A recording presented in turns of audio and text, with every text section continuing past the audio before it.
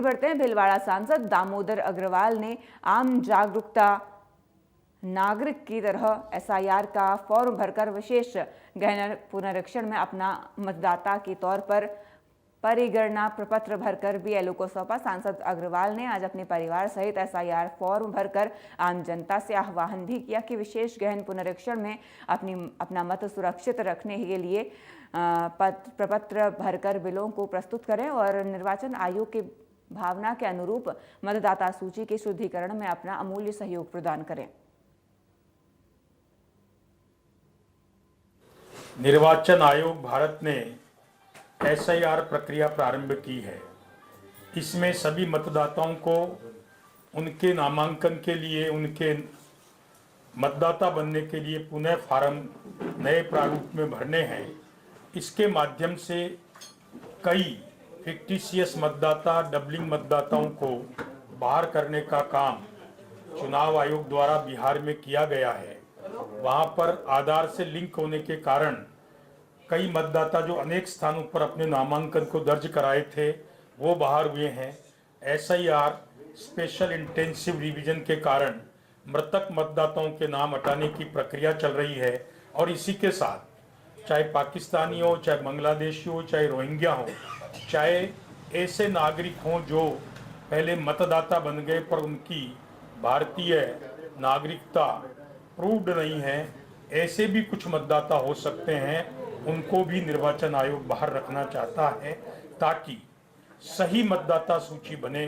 और भारत निर्वाचन आयोग द्वारा चलाए जा रहे एसआईआर कार्यक्रम के तहत आज जो बीएलओ है भीलवाड़ा सांसद दामोदर अग्रवाल के निवास पर पहुंचे हैं। दामोदर अग्रवाल जो कि करीब 1 महीने से बिहार चुनाव के अंदर प्रचार पर गए थे, आज भीलवाड़ा पहुंचते इन्होंने सहपरिवार एसआईआर का प्रपत्र यहां पर भरा है। आइए हम इसी मामले को लेकर आज जिस प्रकार विपक्ष द्वारा कई तरह की भ्रांतियां फैलाई जा रही, इसको लेकर जो भीलवाड़ा सांसद के साथ ही प्रदेश महामंत्री का दायित्व भी इनके पास है, साथ ही लोकसभा के अंदर भी कई समितियों के ये सदस्य हैं। इनसे विस्तृत इस मामले को लेकर चर्चा करते हैं। जी भाई साहब, बिहार चुनाव से लौटते आपने एसआईआर का प्रपत्र भरा है, क्या है पूरा? बिहार चुनाव में एनडीए को मिली प्रचंड सफलता के लिए बिहार के मतदाताओं को नमन। मैं आज आया हूं, बीएलओ ने मुझसे संपर्क किया है। मैंने सहपरिवार एसआईआर की प्रक्रिया के तहत नया फॉर्म भरा है। फॉर्म बहुत सरल सहज है, उसमें बहुत सामान्य जानकारी मांगी गई है और इस कारण से उसको भरने में मुझे किसी प्रकार की दिक्कत नहीं आई है।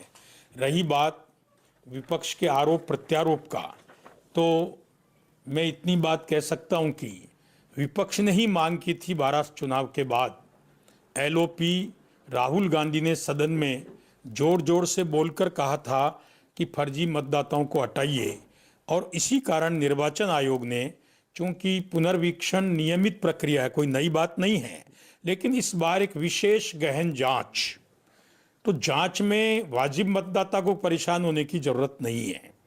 हमने बिहार में देखा है 20 लाख के आसपास मृतक व्यक्तियों के नाम जुड़े हुए थे। 10-15 लाख लोगों ने 2-2, 3-3 जगह नाम जुड़वाए हुए थे। आधार से लिंक है तो 2 जगह की जगह 1 जगह रह गया। जांच हुई तो मृतक मतदाताओं के नाम कट गए और कुछ रोहिंग्या और बांग्लादेशी जिनकी नागरिकता सिद्ध नहीं होती है, यदि वो मतदाता थे तो वो एसआईआर के माध्यम से नहीं है। मैं पूरे बिहार चुनाव में 1 महीना रहा हूँ, मैं हजारों आम मतदाताओं से मिला हूँ, मुझे एक भी वहाँ मतदाता नहीं मिला जो कहता हो मैं भारत का 18